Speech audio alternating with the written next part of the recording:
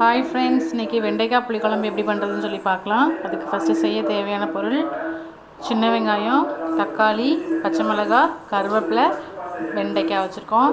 First சட்டியை வச்சுட்டு எண்ணெய் சூடாகட்டும். கடுகு போட்டுக்கலாம், வெந்தயம் போட்டுக்கலாம்,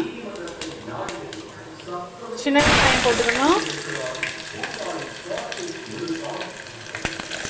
சின்ன வெங்காயம், தக்காளி, மிளகாய் எல்லாத்தையுமே போட்டு நல்லா வதக்கணும் ஃப்ரெண்ட்ஸ்.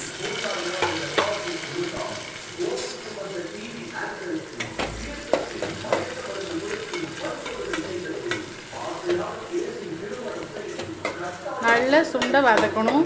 கருவேப்பிலை போட்டுக்கலாம். நல்லா நம்ம வதக்கணும். நம்ம வதக்குறது தான் அந்த டேஸ்ட்டே இருக்குது, குழம்போட டேஸ்ட்டே இருக்குது. நல்லா வதக்கணும். நல்லா வதங்கிட்டு இருக்கு. இன்னும் கொஞ்சம் நல்லா வதங்கட்டும்.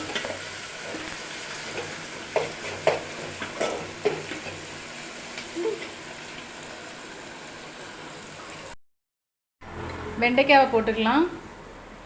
வெண்டைக்காவை போட்டு நல்லா வதக்கணும்.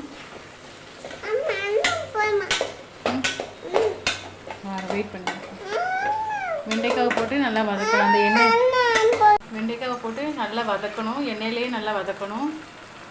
அதுக்கப்புறம் நம்ம புளியை கரைச்சி அதில் ஊற்றணும்.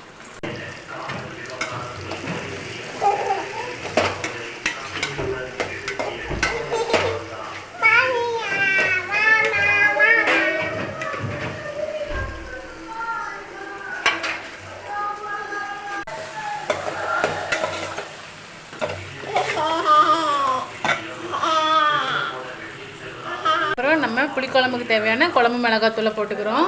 தேவைன்னா நம்ம சில்லி பவுடரும் சேர்த்து போட்டுக்கலாம். நம்ம பார்த்துட்டு ஆட் பண்ணிக்கலாம். இது நல்லா இந்த எண்ணெயிலே போட்டு மசாலாவை நல்லா பச்சை வாசனை போகிற வரைக்கும் நல்லா வதக்கிக்கணும்.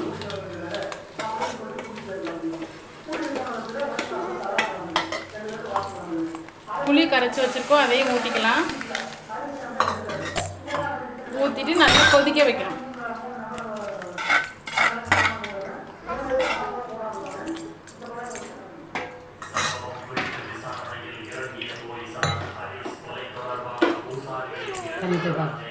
தேவையான அளவு தண்ணியை ஊற்றிக்கலாம். தேங்காயையும் நம்ம இதில் ஊற்றிக்க போகிறோம்.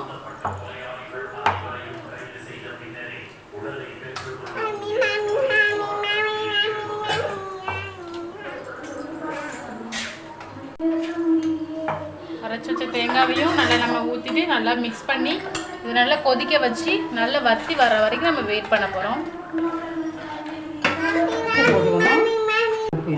இந்த டைமில் தேவையான அளவு உப்பை போட்டுக்கிறோம். ஊருக்கு போகல நல்லா கிண்டி விட்டு அடுப்பை நல்லா ஃபுல் ஸ்பீடாக வச்சு நல்லா கொதிக்க வைக்க போகிறோம்.